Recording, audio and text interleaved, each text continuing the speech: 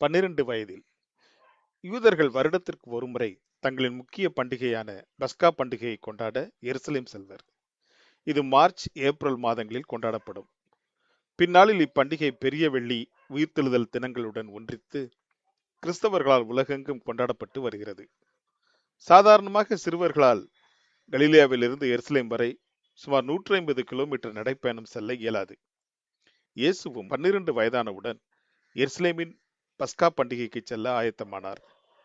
பண்டிகைக்கு 4 நாட்கள் முன்பே அதிகாலையில் தங்கள் பிரயாணத்தை தொடங்குவர். பெரும்பான்மையானோர் கையில் தடியுடன் வார் செருப்பும் அணிந்து கழுதை மேல் தண்ணீர் மற்றும் உணவுப் பொருட்களை சுமர்த்தி நடந்தே செல்வர். பெரும்பாலும் ஆண்களே பஸ்கா பண்டிகை கொண்டாட எருசலேம் செல்வர். ஆனால் வருடந்தோறும் அன்னை மரியும் அவர்களுடன் கூட வந்திருப்பது அவர்களின் கடமை உணர்வை, தேவன் பேரில் அவர் கொண்டிருந்த பற்றுதலை வெளிப்படுத்துகிறது. 10 நாட்கள் எருசலேமில் இப்பண்டிகை கொண்டாடப்படும். சமாரியா பகுதிகளை தவிர்த்து யோர்தானின் கிழக்கே உள்ள நெடுஞ்சாலை வழியாக எரிகோவை அடைந்து கீதரோன் பள்ளத்தாக்கை கடந்து மோரியா மலையில் ஏறி தங்க வாசல் வழியாக எருசலேமுக்குள் நுழைவர். பஸ்கா பண்டிகையில் எருசலேமில் இருப்பது ஒரு உன்னத அனுபவம். பண்டிகை காலத்தில் உலகின் பல பகுதிகளில் இருந்தும் யூதர்கள் எருசலேமில் கூடுவதால் பல்வேறு நாட்டு கலாச்சாரத்துடன் அந்தந்த நாட்டு உடைகளில் மக்கள் உலாவுவதும் பல புரியாத மொழிகளில் தங்களுக்குள் பேசுவதும் நமக்கு வித்தியாசமான அனுபவம்.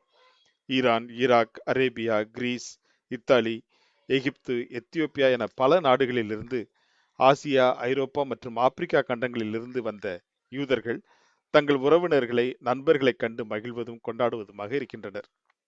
இக்காலகட்டத்தில் இந்தியாவின் மலபார் மற்றும் மராட்டிய பகுதிகளிலும் யூதர்கள் குடியிருந்தனர். எருசலேமின் தேவாலய சந்தை களைகட்டி கொண்டிருந்தது. தேவாலயத்தில் கூடும் மக்கள் கூட்டம் அதிகரிக்க கூட்டத்தை கட்டுப்படுத்த ரோம போர் பட்டாளம் தேவாலயத்தின் மிக அருகில் உள்ள அந்தோனியா கோட்டையில் இருந்து கலவரம் எதுவும் நிகழாமல் கண்காணிக்கின்றனர். அடா, ஒரு சூப்பர் ஐடியா! அந்தோனியா கோட்டையில் ஏறி நாம் தேவாலயத்தின் உள்ளே அலங்கார வாசல், மகளிர் கூடும் இடம், ஆண்கள் பலிகளை கொண்டு வருவது மற்றும் ஆசாரியர்கள் பலி செலுத்துவது போன்றவற்றை பார்க்கலாம். தேவாலயத்தில் பலியிட வருவோர் வெளிப்பிரகாரத்தில் தேவாலய சந்தையில் 1 வயது நிரம்பிய பழுதற்ற ஆட்டுக்கடாவை வாங்குகின்றனர். யாத்திரிகர், வணிகர், தேவாலய காவலர், காசு கடைக்காரர்கள் என கூட்டம் அலைமோதுகிறது. மகளிர் கூடும் வளாகத்தையும் தாண்டி ஆண்கள் மட்டும் கூடும் வளாகத்தில் நுழைகின்றனர். அங்கே பிரமாண்டமான கல் பலிபீடம் கம்பீரமாய் இருக்கிறது. அதற்கு பின்னால் தங்க முலாம் பூசப்பட்ட வெள்ளை பளிங்கிலான பரிசுத்த ஸ்தலம் இருக்கிறது. பலிக்கான ஆட்டை பிடித்துக் கொண்டு பயபக்தியுடன் எல்லோரும் காத்திருக்கின்றனர். அந்தோனியா கோட்டையில் இதுவரை பத்திரப்படுத்தி இருந்த பிரதான ஆசாரியரின் அங்கி மிகுந்த மரியாதையுடன் கொண்டு வரப்படுகிறது. இப்போது அண்ணா தான் அப்பதவியில் இருக்கிறார். ஊதா நிறத்திலான அந்த அங்கியில் ஆங்காங்கு நீலம் மற்றும் சிவப்பு நிறத்திலான மாதுளம் பழங்களும் பொன்மணிகளும் அங்கியை அலங்கரிக்க, அவர் நடக்கும்போது மணிகளில் இருந்து மெல்லிய ஓசை எழுகிறது. அவரின் இடுப்பை சுற்றி பொன் இலைகளுடன் நீலம் மற்றும் சிவப்பு நூலிலை கட்டப்பட்டுள்ளது. அவரது மார்பில் 12 கோத்திரங்களை குறிக்கும் 12 விலையேற பெற்ற கற்கள் பதித்த பொன் தகடு மின்னுகிறது. தலையில் கர்த்தருக்கு பரிசுத்தம் என எழுதப்பட்ட பொன் கிரீடம் சூடப்பட்டுள்ளது.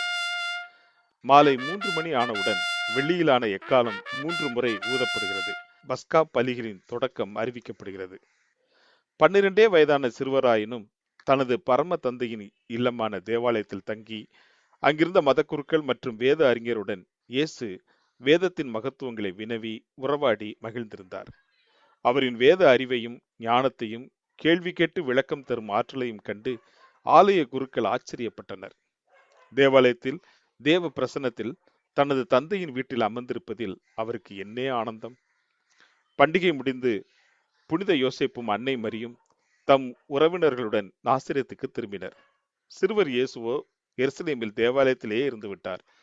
இதை அறியாத அவரின் பெற்றோர் 3 நாட்களுக்கு பின் அவர் தேவாலயத்தில் போதகர் நடுவில் உட்கார்ந்து போதகர்களுடன் பேசுகிறதையும் கண்டார்கள். அவர் பேச்சை கேட்டு பிரமித்தார்கள், ஆச்சரியப்பட்டார்கள். பின்பு அவர் தம் பெற்றோர்களுடன் நாசரேத்தில் சேர்ந்து அவர்களுக்கு கீழ்ப்படிந்து வாழ்ந்தார்.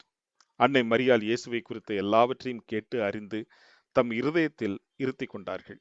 தன் தவப்புதல்வன் யார் என்பதை அவர் நன்றாய் அறிந்திருந்தார். இயேசுவானவர் ஞானத்திலும் வளர்த்தியிலும் தேவ கிருபையிலும் மனிதர் தயவிலும் எல்லா பரிமாணத்திலும் அதிகமாய் பெருகினார். இக்காலகட்டத்தில் இயேசு வளர்ந்து வந்த அந்த இல்லத்திலும் ஒரு பெரும் சோகம் நிகழ்ந்தது. இவ்வேளையில் புனித யோசேப்பு மரித்திருக்கலாம்.